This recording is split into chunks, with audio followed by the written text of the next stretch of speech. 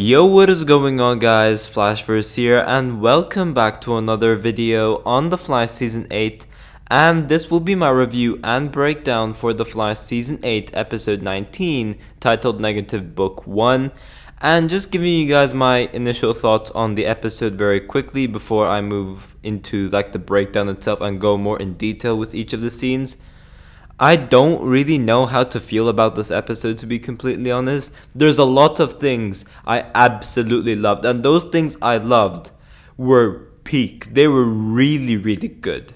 The whole concept with the negative forces, it did get me worried because, of course, the forces were by far the worst things of Season 7, and we knew that the forces would be back for this graphic novel. So the idea of bringing a version of the forces back did get me worried. And it still wasn't, too great, but seeing Dion as a villain, man, that is something I really, really liked. Dion was crazy in this episode, and of course, the whole negative forces concept was an ongoing theory we discussed on this channel through multiple videos, so it was really cool seeing that. The interactions between Barry and Mina were just absolutely amazing. Seeing Bart and Nora back was great. Getting all those mysteries and reveals, especially towards the end. Seeing Eobard and Fast Track team up as speedsters, and of course it goes without saying that Tom Cavanagh just continues to steal the show. He's on a 3-episode MVP streak right now, and wow, that ending we definitely have to talk about.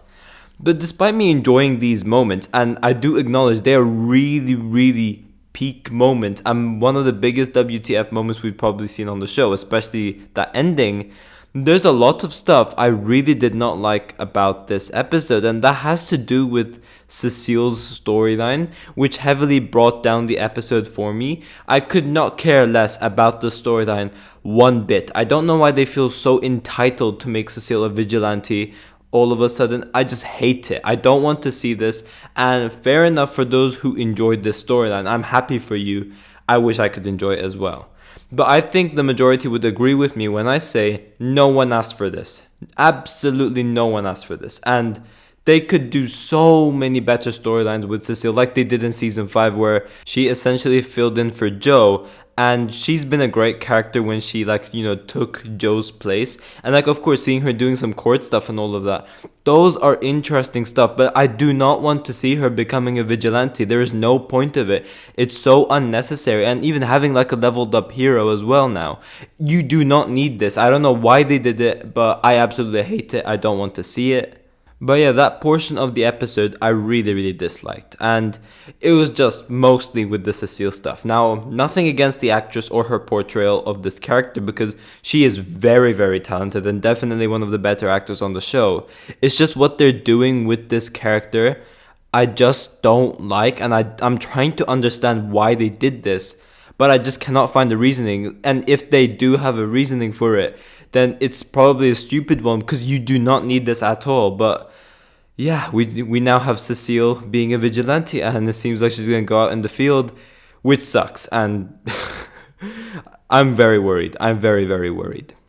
But there are other stuff I did not enjoy in this episode, most specifically some, once again, plot holes with Cecile's storyline, and also that one scene where we had lightning going around the city, yet there's no widespread panic at all. And yes, I know they don't acknowledge it, but they could have at least made a couple of scenes showing some panic going around because of this different types of lightning, and just highlight this cataclysmic event that could take place if these forces do prevail. So I do wish they did something like that, but again, it is what it is, I guess. We did have some over-the-top acting with some of the forces. Dion was absolutely amazing, but more like Alexa, she was way too over-the-top, I felt. And then, yes, we did have some corny scenes with Bashir, but I get that that's his character, but it's just not stuff that I enjoy too much. So yeah, although we did have some absolutely phenomenal parts, the flaws need to be taken into consideration before judging the episode. And for me, at least, I watched this episode twice. The first time I watched the episode, I absolutely despised this episode. I really, really disliked it. The second time I watched the episode, to of course get a better idea for this review, I enjoyed it slightly more. And not just slightly more, I enjoyed it a lot more. But the Cecile stuff significantly brought down the episode for me. Like, I would let the Forces stuff slide. I would let the plot hole slide. If you took out Cecile stuff, this episode would have been an easy 9 out of 10, 10 out of 10 episode. But the Cecile stuff brought it down to like a 7 or a 6 for me. That's how I felt about the Cecile stuff. And I am really, really worried with what they're going to do with her character, because I'm not liking what they're doing with it. But other than that, as I said, a really, really solid episode. We have had some absolutely phenomenal moments, and I cannot wait to see what's in store for us going into the finale. But of course, before I get into this review and breakdown itself, I will give a quick spoiler warning. So for those who haven't seen the episode, you have been warned, because of course this is a review and breakdown, so I'll be going over the episode bit by bit as I give you guys my overall thoughts on the episode. So yeah, if you haven't seen the episode, go watch the episode and come back later for this breakdown. But for those who are staying, be sure to drop a like on the video and subscribe to the channel so you are aware of more Arrowverse content coming your way. Okay, so this episode opens up in 2049, and we get this really fun and hilarious scene between Bart and Nora and their gaming. Of course, we have Nora defeating Bart, which Bart does get salty about. And this scene I just found really, really funny. But we of course get a call from future Iris, and then we have this funny moment where Bart like speeds, changes his clothes, gets like a bunch of books. He's like, "Oh mom, thank God you called. I've been studying all night for this exam." And Iris is like, "Haha, yeah, you weren't." And then Bart was like, "Okay, yeah, I didn't." I found that really, really funny, and I absolutely loved it. But yeah, we have future Iris disappearing, and we have 2022 Iris emerging in the flesh in front of Bart and Nora, and this is of course due to her time sickness. Bart and Nora are of course confused and don't know what is going on. And then during the episode, Iris does mention that the last thing she remembers is the stuff from episode 14, where of course she was in her office, she was reading Taylor's article, I believe, and she just vanished. Now, Nora does try to take Iris back to 2022, but she fails. It's due to like some temporal wave preventing time travel. And Nora does mention that she's seen something like this before, and that is of course Dion's doing. So Nora is just like, okay, but why is Dion preventing mom from going back home? So that is of course some sort of mystery that they've established as well. But we then head to present day at Fast Track Labs, and we have Mina trying on her new suit, and it just looks absolutely phenomenal. I love the detailing of the suit, and it just fits the actress so well. The suit just looks incredibly comic book accurate, and I really love it. I did have an issue with the cowl, and I just feel like the VFX shot where they went for the nanotechnology cowl doesn't work with people who have long hair, because it just makes it look like their hair just randomly gets chopped off when the mask emerges. It just looks weird, but it does not affect the episode at all. It's just like a VFX issue I found. But overall, really, really cool suit and incredibly damn comic accurate. But yeah, Mina continues training, and we find out that her speed just gets faster and faster. However, she does get emotional because she can't reach her full potential yet, and that is something that's bothering her. It results her into like doubting herself way too much, and she gets way too emotional to a point where she just runs off, and of course Barry does follow after her. But we do get this really, really great scene between Barry and Mina. I absolutely love the dynamic between these two characters, and I really want to see more scenes between these two, because this scene was just beautiful. I loved it. But Barry talks to Mina about how she already is a great hero. She doesn't need to have like the fastest abilities for that. She's already a great hero, and she's doubting herself too much. And this is when we have Barry revealing his identity to convey that someone like a CSI ended up becoming the Flash. So if anything, Mina definitely has a potential, which does of course make her more comfortable, despite her still having conflicting like issues for her, doubting herself, and we do see that being maintained throughout this episode. But Barry does also give Mina the name Fast Track as Mina's secret identity, which of course is her alias in the comics. We then head over to Lian Yu, and this was a scene I was really intrigued with, especially when watching the episode. Dion does reveal Thawne's destiny, and he does say that he will get everything he wants, but at a cost. And then, of course, Thawne was like, "Oh wait, what is the cost of me, getting everything I want?" And then Dion goes, "Your life." I'm like, "Wait, what's going on over here?" And Thawne starts to panic, and Dion kills him, and I was just like, "Wait, what?" Because of course we do see Tom Cavanaugh in set photos for the finale, so I'm like, wait, what the hell's up? How does Thawne come back from this? But yeah, we of course find out later on in the episode from the insane ending. But we then cut to Star Labs, where we have Chester being able to get some isotopic signature readings on temporal energy at Lian Yu, and this is when Barry notices that it's Theon who's doing this. So we have Barry speeding to Lian Yu, only finding Thawne dead, aged completely. He's like aged by 1,000 years. His body's like completely decayed. And then Team Flash are of course confused in regards to why Dion would do something like this, in which Barry does of course mention that Dion hasn't been himself recently, and of course we do find out why in this episode. Now here's my one issue right off the bat with the storyline. Cecile of course tells Joe that she essentially went out fighting crime last night, which of course is an issue on its own because this shouldn't happen. I don't think Cecile should be having a characterization like this because it's so unnecessary. But that's not the main issue over here, especially in this scene. The Top arrives and talks about Cecile leveling up, and Top does mention that her powers are gone because Cecile removed them, which I don't remember happening, but apparently it happened earlier on in season 8, so episode 3. However, Rosa does of course mention that she's the one that taught Cecile how to do this, but technically episodes 1 to 4 did not happen because Armageddon never happened because Barry restored the timeline. So how in the world is it possible that Rosa teaches this to Cecile if Armageddon did not happen? That is of course a plot hole they did not take into consideration over here, and it does not make sense. But yeah, they go to the member of the Royal Flush Gang at Iron Heights to further investigate what's going on with Cecile's powers. They do ask her to read Cecile's mind, but then Cecile's able to absorb her powers as well. And this just absolutely makes me flip. The Top mentions that Cecile is becoming one of the most powerful metas in Central City. What? Why? Why are we getting something like this? I do not understand. And it really triggered me because I loved what we got with a lot of stuff in this episode, especially with the main speedster stuff. But this really dropped the episode for me because I really hated every bit of whatever they're doing with Cecile over here. And now she can break through meta dampening stuff. Like she could read minds outside meta dampening cells. How is that even possible? But we head over to 2049 and we have Bart, Nora, and Iris going to Joan Williams to investigate what's going on with Iris's time sickness. And then Joan Williams does mention stuff about negative tachyons and how they're like increasing rapidly in her body. Of course, once again tying stuff into the ending scene. But Iris does get a vision on the forces. She doesn't understand what the purpose of it is, but like she says that the forces seem weird, like they're not entirely themselves. And of course we know that because these are negative versions of the forces that we know. But then we have Nora West Allen heading to 2022 to of course help out Team Flash and of course tell Barry that Iris is in the future. But yeah, we then have this training scene at Fast Track Labs once again where Mina is just pushing herself to the limits with her training. Thawne does talk to her about her like pushing herself, and like she just keeps doubting herself.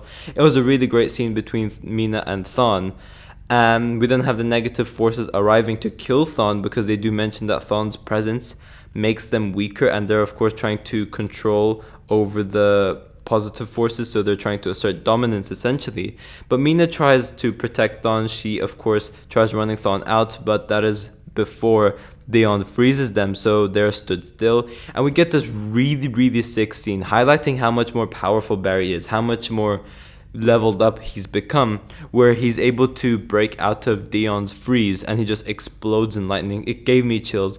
It was really sick. And like seeing these scenes and acknowledging that Barry has leveled up, it just makes Cecile's situation even worse, because if we have a leveled up superhero over here that's pretty much at his peakest point at the moment, why is it necessary to bring in someone else at the field? That's like, we killed off Frost. Barry should be out there alone now. He's like way more powerful enough to be able to handle things on his own now. He's much more confident, and we've seen that this season he's been able to take out enemies alone. So I don't get why we now need Cecile essentially being a vigilante going out there in the field. So that again does not help with the whole situation. But yeah, after Barry of course saves Mina and Thawne, Barry is about to collapse and Thawne and Mina of course catch Barry, and Barry mentions that his speed force has become weaker. It's at like a worse state than what Mina did to him in the previous episode. But we then have Caitlin and Chillblain's storyline where of course they're trying to bring Frost back, and it's got to do with this cryo chamber. Caitlin of course enters the cryo chamber. So, of course, this is a cliffhanger which will lead into the finale, and of course, will continue over to season 9 as well. But this is essentially Caitlyn becoming Killer Frost again. I think that's what's going to happen over here, and it's most probably going to be like as some sort of cliffhanger for the end of the season, I guess, because I don't know where else they would be able to fit it with the climax of like the finale being so high. I don't know where they'd be able to fit this in, so it'll be interesting to see what they do with this. But I think Caitlyn will become Killer Frost, and it would be a pretty cool like sub cliffhanger, if you will, going into season 9. Now, Nora West Allen, of course, tells Barry what's happening with Iris, and of course, Team Flash wonder why there is no negative Speed Force Nora, in which they do acknowledge that it's probably got to do something during the events of Armageddon Part 5, where of course Barry extracts Thawne's negative Speed Force from him, so maybe that just killed negative Speed Force Nora. And then they do, of course, talk about what happens if the negative forces assert dominance, and then they mention that all speedsters will no longer exist. And I don't know how this makes sense, because the forces were not created before. We did not have the Strength Force, we did not have the Still Force, we did not have the Sage Force. We only had the Speed Force in previous seasons, and it just worked fine. And then now it's the same case with the negative forces. We do not have a negative Speed Force, but then the other forces are there. So how does the other forces being there affect Speed Force? That's what I do not understand. I don't know, maybe I'm just overthinking it. If anyone does have an explanation for it, be sure to tell me in the comment section down below. But we then have Mina in Star Labs, and she just continues to push herself once again.